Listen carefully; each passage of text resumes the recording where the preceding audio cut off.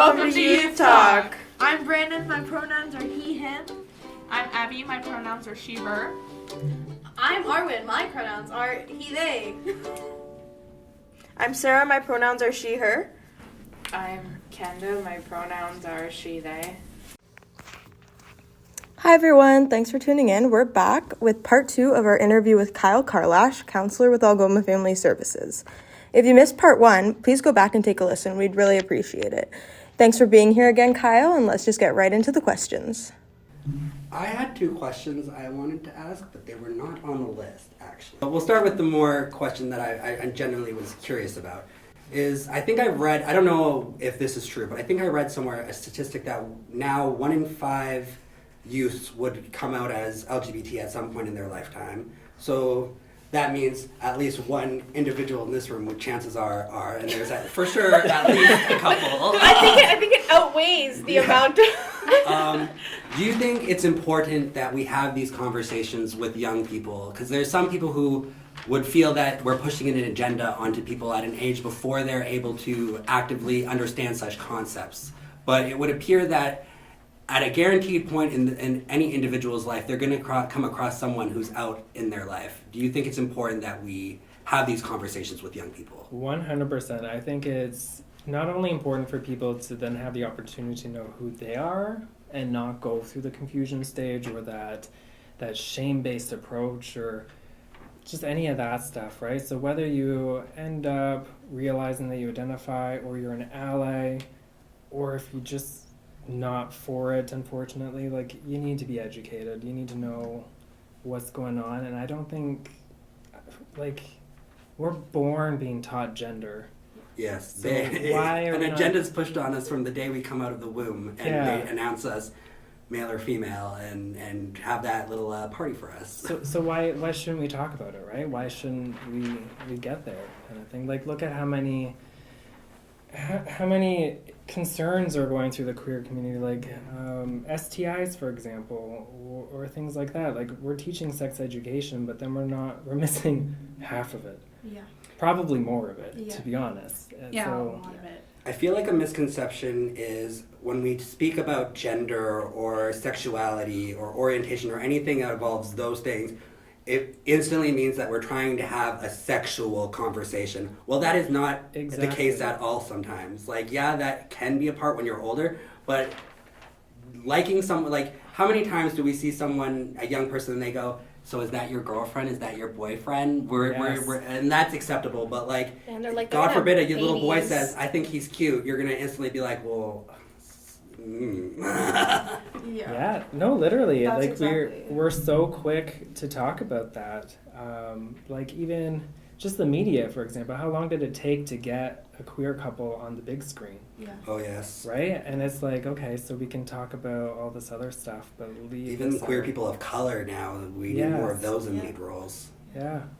So I think we should be talking about it. It should be part of any education thing. I think a lot of the work that I do as a therapist would look way different if we had these conversations sooner. Yeah. So. I agree. I agree with that 100% too. It should be so neutral. There's like, yes. you like, at least in my childhood, it was never like presented as there was anything was wrong with it. So it was more, to me, it was more jarring to realize, like, coming out, it was like, oh, people treat queer people differently. It was like, not in my house. Like, see, I was gonna say that's right? something I noticed too. Is like within my own really household, I never felt that way, but because of outside comments that people would make, I never felt at ease in my childhood. And it wasn't because of necessarily my parents. It was because of outside comments that I would overhear from like bystanders. Yeah, it's like, I know my family, like, genuinely wouldn't care if I came out to them fully. Like, they probably have an idea. They wouldn't care if I came out to them fully. But at the same time, it's like, what if they hate me? Because I hear so many horror stories of people coming out, their family hating them. It's bad because we always jump to the worst case scenario. I remember when I came out to my family, I was in a hospital situation, and I was crying, and I told her, and she was like, honey, we've known forever. We've just been waiting for you to get on that level. And I was like, what do you mean you love me? And they're like, yeah. And I was like, whoa. So maybe I just hate me. Well, and I think a big piece of this too, right? I've met so many families that are so well connected, so supportive of each other. But I guess just to restate that question is, as much as I'm trying to keep this podcast to the positivity about pride and all the reasons we should be showing pride. I was wondering to have your opinion on some of the opposite aspects of the LGBT community, the more, the not so sought after aspects, like the party lifestyle, the promiscuous stereotype we seem to have and everything like that. And some youth may see this and feel, I don't fit into the LGBT community then because this is not what I'm about, or this is not where I'm at right now. Yeah, so I think it's really unfortunate because within the community itself, there's so many layers and so much drama. And like, I hate to say it, but it almost feels like competition at times too, of like, what's the right way to be queer, stuff like.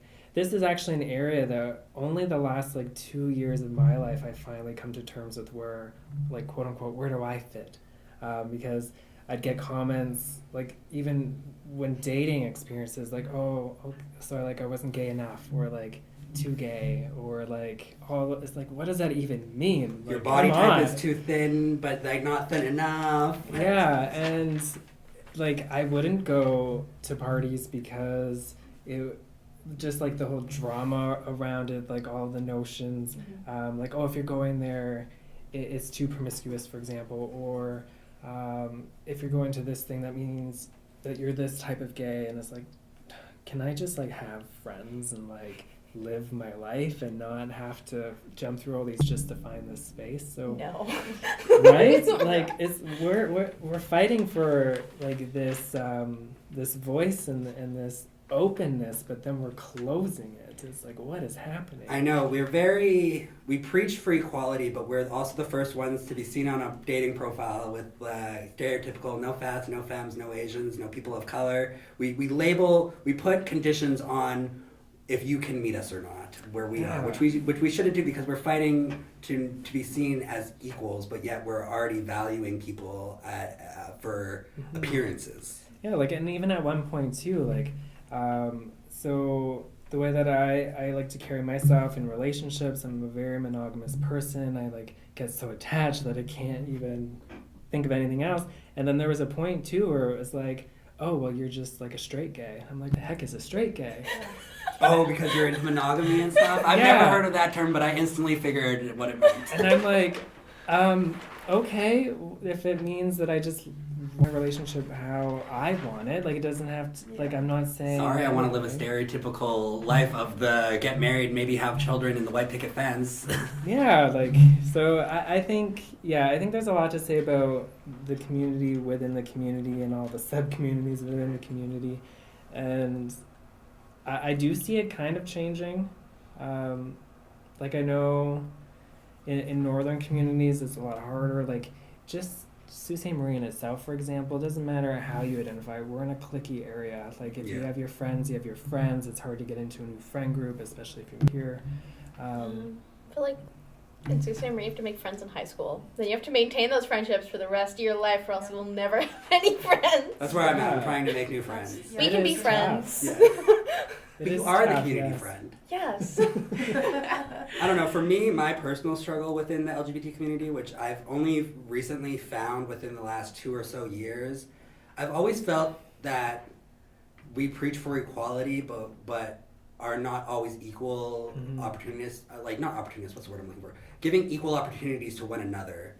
But for me, it's, I see on social media, because that is a big part of my life, sadly, I see these guys with the perfect physiques that are built, and I'm looking at them and I admire them, and I go to the gym and I try so hard to get this body and it's not happening, and I try to tell myself, like, what do they have that I don't? Why is this not working for me? Well, one, I'm me. I don't necessarily need to look like that. And two, I'm only seeing the best parts of their social media. I don't know all the pain they go through to get to this point. I don't know if they are using any other supplications to help them get to this point. I'm literally just judging someone on face values and wanting to be like them. And it's a very dangerous, toxic thing to fall down, and easy to get caught up in, I find. But I feel like, Josh, that's a lot of people. That's like Oh, yes, a it thing is. of social media. It's like you only see the best parts of everyone's life, and then you're like, oh my gosh, why isn't my life like that? Yes. But that's like the mentality you have to have. You have to remember that that's the best part of someone, right? I feel like like in the queer community, there's just like a lot of pressures to like look a certain way. Yeah. I know, like I have major body dysmorphia, and a lot of people, like straight people, I think when they hear body dysmorphia, they would instantly assume, well, a transgendered individual then. Right. But it can just be like, no, I'm just not happy in my body. Society has told me that my body is not attractive, so I have to find the strength and courage within myself to change that narrative. it gets even funnier when you're like trans, because you get like the one like brick hit across the face, dysphoria, and then it's like, yeah, and dysmorphia. Yeah. Because like I know I have a lot of, I guess most of my friends are trans femmes, which is kind of funny. Like I don't know a lot of trans guys. We're not like a group that comes together. Usually you get adopted by a bunch of trans femmes. They take you in. They're like, you're mine now, my little boy. Let me teach you the ways. But I know like at least with like trans guys, right? The like when you transition, you either want to get like become like a super bulky like built guy, or you have to get super skinny. And it's like, well, sometimes it's just like not possible. Like I'm not gonna get like I could get skinnier, but it's gonna take a lot of time, and even then I'm going to have like meat on my legs. I have like estrogen. There's not much I can do about that. Or yeah, and it's like, well then what if I don't want to get like muscular bulky? And like those are the only two ways you could go. And I know with like trans femmes, it's like very similar. It's like, okay, well you can't be chubby and you can't be trans. I'm like, so chubby people exist. It's very, like you mentioned before, the categories. I find the categories all have to do with either your body type or appearance. You can be like a daddy, you could be a twink, you could be a bear. It all revolves around your appearance or some sort of physical attribute you have. It has nothing to do with who you are as an individual. And it's very difficult because my specific body type does not fit into a twink. I am not old enough to be considered a daddy. I am not muscular enough or hairy enough to be considered a bear. So what am I? I'm just me, I guess. What's wrong with being me? Exactly. I'm why are category we of labeling everything? And like the funny thing with it, it's not, well, I say funny, like, is we talk about gender and how it's so you're this, and it's categorized based on appearance and stuff like that. And that's exactly what we're doing within the realm of the queer community. Yes. It's just like a new, not dichotomy because there's a lot more to it, but it's like a new system that's been created to kind of organize. And it's like, okay, why are we doing this? Mm-hmm. And it comes to that area where I think it comes out of like that need to fit in somewhere. So I need to know that I have this place, but then we're so confused within. Like I know even for me, it took so long to kind of move past like internalized homophobia because of all these things. And it's like, okay, we created these things, but now I don't fit into the thing that we created. Like what is going on here? You need to find your first label, and then now that you're in the community, you're expected to find your next label, which is like the sub-label. It was a stepping stone. Yeah, and I think that's the hardest thing about coming out now is like, okay, but I don't know what I'm coming out as, and I need to know what I'm coming out as so I'm accepted. And it's so like, I can find my tribe.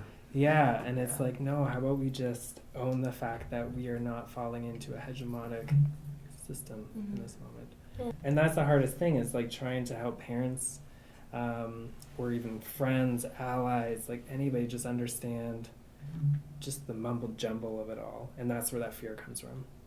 It does. And like you mentioned earlier as well, I think as parents, you just want the best for your child. You want them to live a happy, healthy life.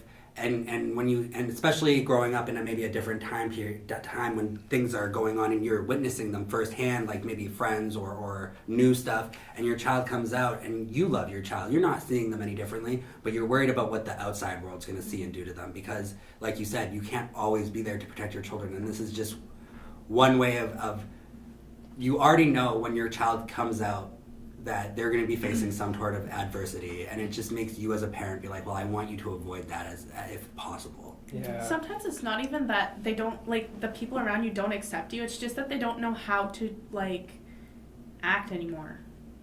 Yeah, I understand what you're saying, Abby. Where it's like you come out and then it's like, oh, is this the same, or is it like I have to treat you or a different way? But it's just, I feel like that's that stereotype again, where it's like I've known you for this long, but now there's a whole new side of you coming out to me that I didn't know. I mean, I told one of my friends that I was bi, and then they're like, oh, and then they're like, I accept I'm an ally, but I don't think we can have like sleepovers, and I'm like, what do you mean? That is also something I find very common is when you, as a young person, if you trust someone enough to tell them about your sexuality, they'll instantly assume that you're trying to flirt with them or something, and it's like, no man, I just really trusted you enough with this big secret I've been holding on to. Like, that's all it was, is I saw something in you that I felt comfortable enough to feel like I could be part of myself in front of you.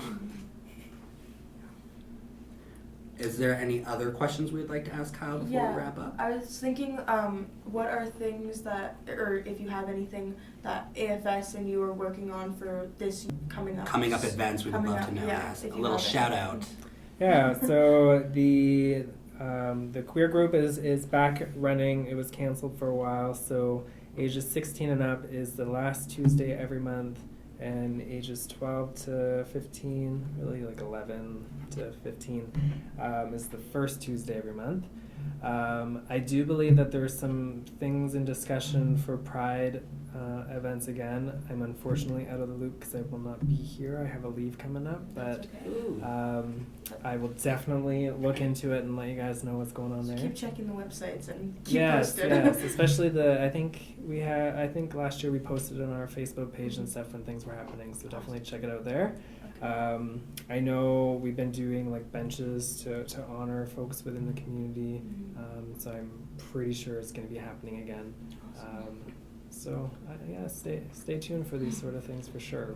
Anything else you want us to know? I was gonna say, and find if there's any youth listening right now who maybe are questioning their sexuality or want to come out but are not necessarily sure how to go about it, what's a message you would like to leave them with? The first and foremost message is there's always a space.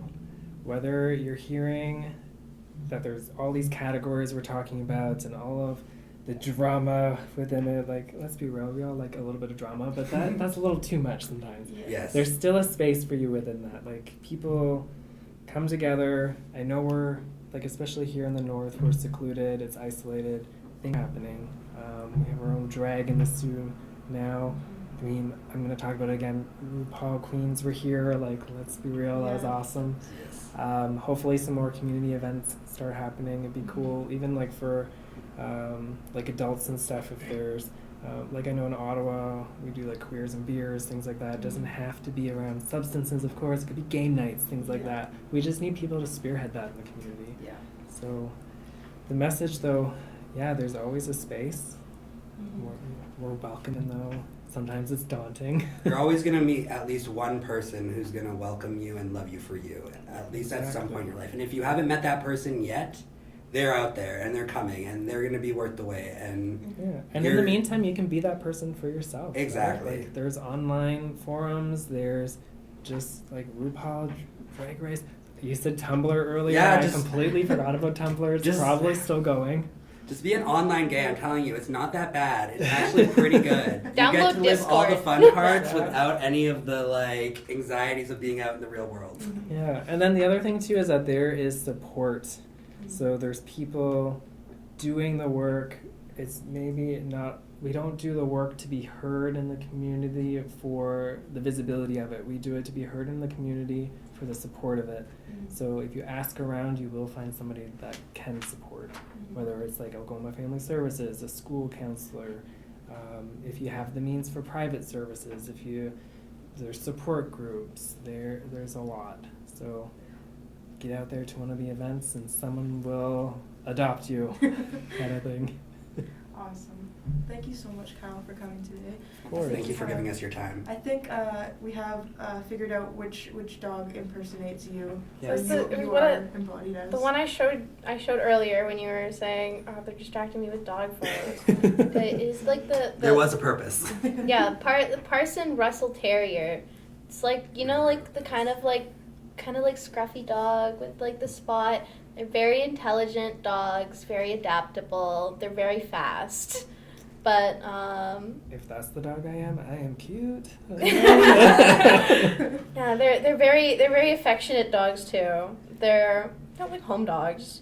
They're not necessarily like a working breed, I don't think. They're hyper though, those things. Yeah. My friend had one, and they used to blow up balloons for fun and just let that thing pop them. Yeah, I'm scared of balloons, so that wouldn't go well.